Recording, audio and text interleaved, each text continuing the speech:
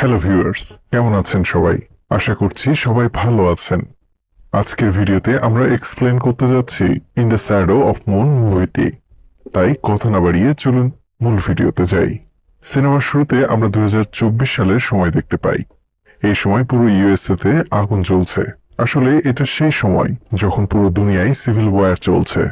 সকলে একে অপরের বিরুদ্ধে লড়াই করছে। এখান থেকে গল্পটি অতীতে 1988 সালে চলে যায়।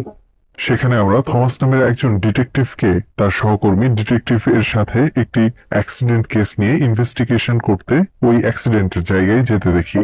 অ্যাক্সিডেন্টের জায়গায় গিয়ে সে দেখে ওই ড্রাইভারটিরও মৃত্যু হয়েছে। লেডি ড্রাইভারটিকে চেক করলে সে গলার কাছে 3টি ফুটো দেখতে পায়। এরপর জানতে পারা যায় যে সেই দিন একইভাবে আরো অনেকেই হঠাৎ করে রহস্যজনকভাবে মারা গেছে এবং তাদের গলাতেও সেই একই রকমের 3টি ফুটো রয়েছে। এরপর থমাস তার সহকর্মীর সাথে ল্যাবে গেলে ল্যাবের ডক্টর তাদেরকে জানায় এই 3জনের মৃত্যুও একইভাবে হয়েছে।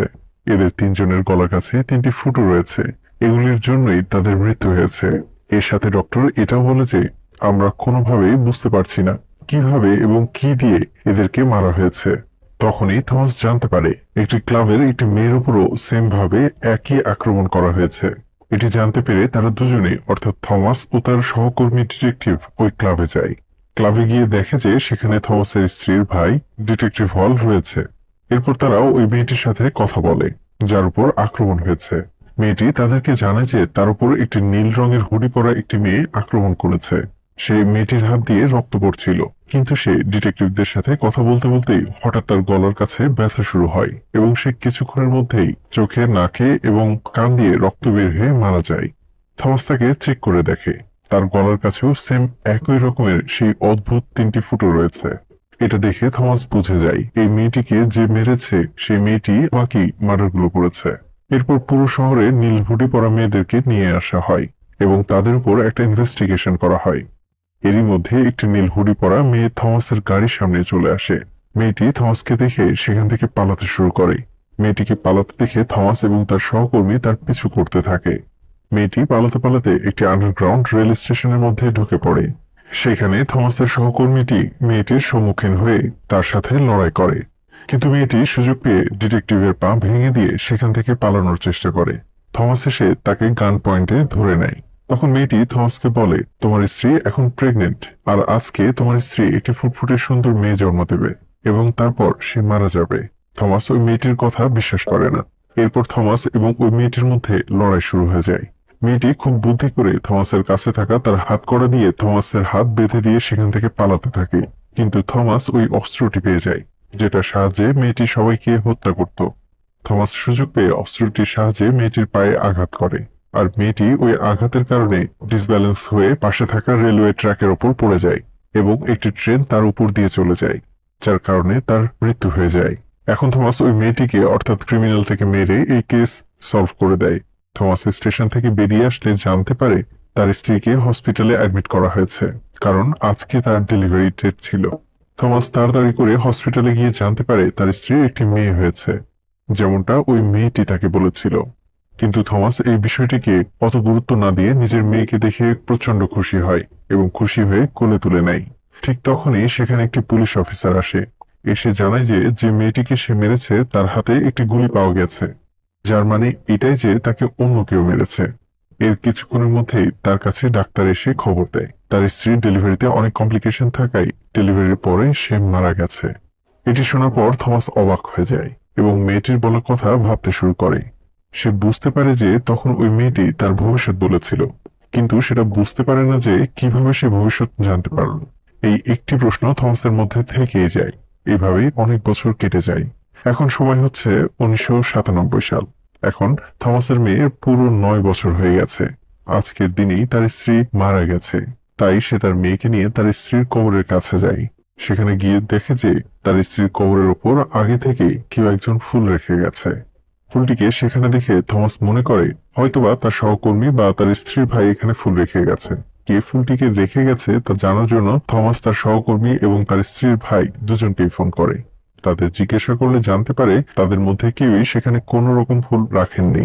থমাস কোনোভাবেই বুঝতে পারে না কবরের উপর ফুলটি আসলে কে রেখেছে।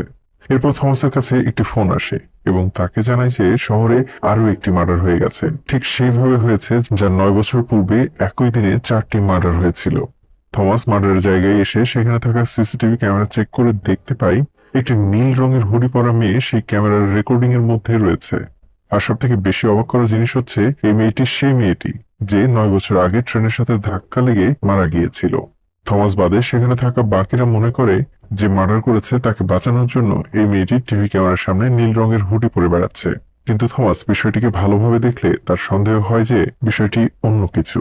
তাই সে 9 বছর পুরনো ওই মার্ডারগুলির ফাইল বের করে এবং পুনরায় কেসটি রিওপেন করে। ওই মেয়েটির কাছ থেকে পাওয়া জিনিসপত্রগুলোর মধ্যে একটি চাবি ইনভেস্টিগেশন করার জন্য দেয়। এরপর থমাসের কাছে খবর আসে এয়ারপোর্টে একটি মেয়ের মার্ডার হয়েছে। থমাস তার সহকর্মীর সাথে এয়ারপোর্টে গিয়ে মেয়েটির বডি চেক করে দেখতে পায় তার গলাতেও ঠিক একই রকমের অদ্ভুত 3টি ফুটো রয়েছে। এখানে থমাস ভালোভাবে বুঝতে পেরে যায় আজকে যে মার্ডারগুলি হয়েছে সেই মার্ডারগুলি ঠিক সেইভাবেই করা হয়েছে যেভাবে 9 বছর আগে একই দিনে 4টি মার্ডার করা হয়েছিল। এখন থমাস খুব ভালোভাবে অবজার্ভ করতে পারে এখন যে মেয়েটি মার্ডার হয়েছে তার কাছে একটি লেখকের বই ছিল, এমনকি বাকি যেসব মার্ডারগুলি হয়েছিল 9 বছর আগে সেই মার্ডার হওয়া ব্যক্তিদের কাছেও সেম লেখকেরই বই ছিল। থমাসের মাথায় তখন অনেক প্রশ্ন রয়েছে, কিন্তু তার কাছে এই প্রশ্নগুলির একটির উত্তর নেই। এরপর থমাসের সহকর্মী ওই চাবিটি ইনভেস্টিগেশন করে তাকে জানায় এই চাবিটি 1 বছর আগে তৈরি হওয়া একটি প্লেনের চাবি। এটি শোনার পর থমাস আরো বেশি কনফিউজড হয়ে যায় এবং ভাবতে থাকে যদি এই প্লেনটি 1 বছর আগে তৈরি করা হয়ে থাকে তাহলে 9 বছর আগে ওই মেয়েটির কাছে এই প্লেনের চাবি কিভাবে আসলো। এরপর থমাসের কাছে ডক্টর নবীন নামে একজন ফিজিওলজিস্ট আসে এবং জানায় প্রত্যেক 9 বছর অন্তর অন্তর এমন সময় আসে যখন যখন ব্লাড মন গ্র্যাভিটেশনাল ফোর্স খুবই বেশি থাকে।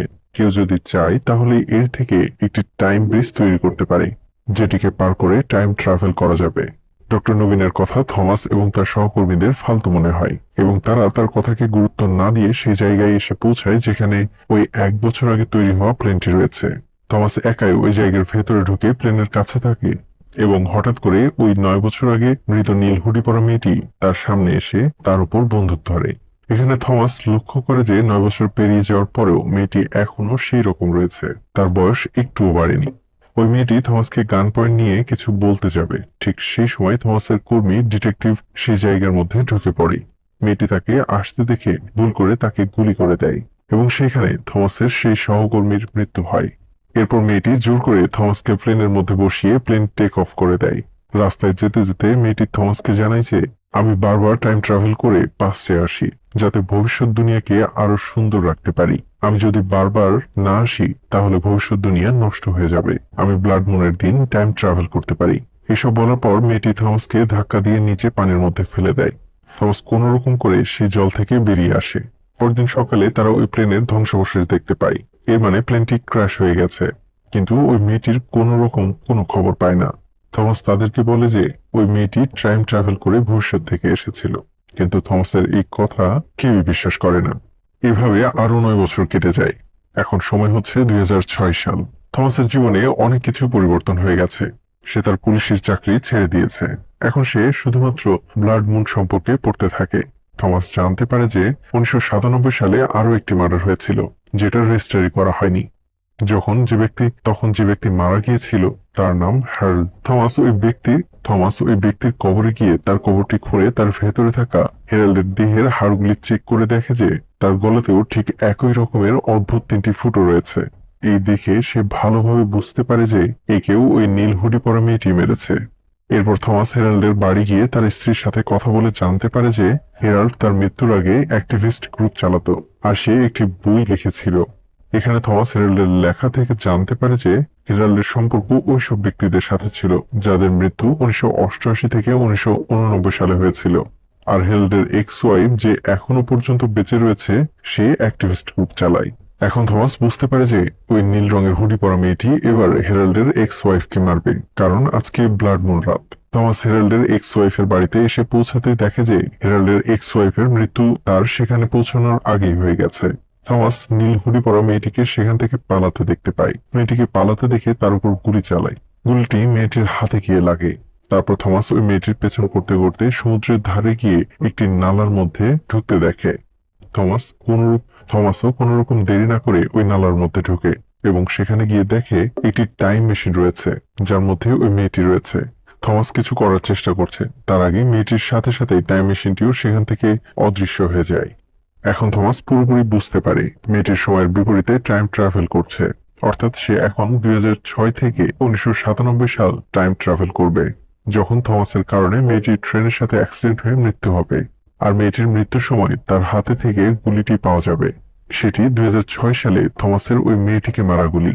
এখন আমরা সব বিষয়টি ভালোভাবে বুঝতে পেরে যাই। কিছুক্ষণের মধ্যে সেখানে পুলিশ চলে আসে এবং থমাসকে ধরে নেয়। থমাস তাদের সবাইকে বোঝানোর চেষ্টা করলেও তারা কেউ থমাসের কথা বিশ্বাস করে না। থমাসকে অ্যাক্টিভিস্টের খুনি হিসেবে গ্রেফতার করে নেয়। এইসব কিছু দূরের পাহাড়ের চূড়া থেকে ডক্টর নবীন দেখছে। এরপর আবারও 9 বছর কেটে যায়। এখন পর্যন্ত থমাস এই রহস্যময় কেসটি সলভ করার চেষ্টা করতে থাকে। তাই সে সমুদ্রের ধারে ওই নালার পাইপের কাছে থাকতে শুরু করে, যেখানে সে ওই মেয়েটিকে শেষবারের মতো ঢুকতে দেখেছিল এবং যার মধ্যে টাইম ট্রাভেলের টাইম মেশিনটি ছিল। আজ ব্লাড মুনের সেই রাত, যখন ওই মেয়েটি পুনরায় টাইম ট্রাভেল করে সেখানে আসবে। আজ থমাসের মেয়ে ডেলিভারি হবে, কিন্তু থমাস তার কাছে যায় না, কারণ সে তার মধ্যে থাকা অনেকগুলো প্রশ্নের উত্তর নিয়ে ওই মেয়েটির কাছ থেকে জানতে চায় এবং ওই রহস্যময় কেসটি সলভ করতে চায়। আর তার ভাবনা মতোই জিনিসগুলো হয়। ওই নীল হুডি পরা মেয়েটি পুনরায় ওই নালার পাইপ দিয়ে বেরিয়ে আসতে থাকে। থমাস সুযোগ পেয়ে মেয়েটির সামনে গান পয়েন্ট করে তাকে জিজ্ঞেস করে, তুমি কে? তখন ওই মেয়েটি থমাসকে জানায় যে, আমি তোমার গ্র্যান্ড ডটার, অর্থাৎ নাতনি। তুমি আমাকে টাইম ট্রাভেল করতে বলেছ। আমি 2024 থেকে টাইম ট্রাভেল করছি, কারণ 2024 সালেই দুনিয়া পুরোপুরি জ্বলতে শুরু করেছে। তখন মানুষ একে অপরের বিরুদ্ধে লড়াই করছে। আর এই সবগুলি হারল্যান্ডের লেখা বইটির কারণেই হয়েছে।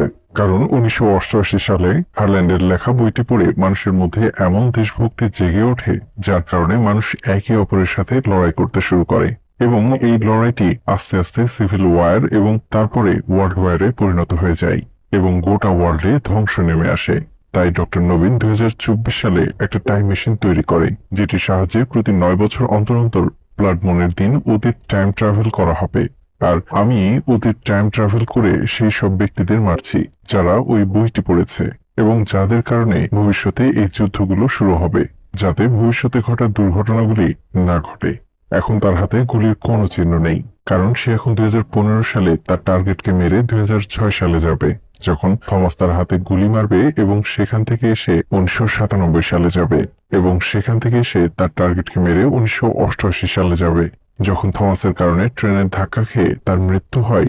রে থমাসকে একটি ব্রেসলেট দেখায়, যেটি কোনো এক সময় সে তার স্ত্রীকে দিয়েছিল। এই ব্রেসলেটটি থমাসের স্ত্রী তার মেয়েকে দেয় এবং থমাসের মেয়ে তার মেয়েকে দেয়, অর্থাৎ রেকে দিয়েছিল।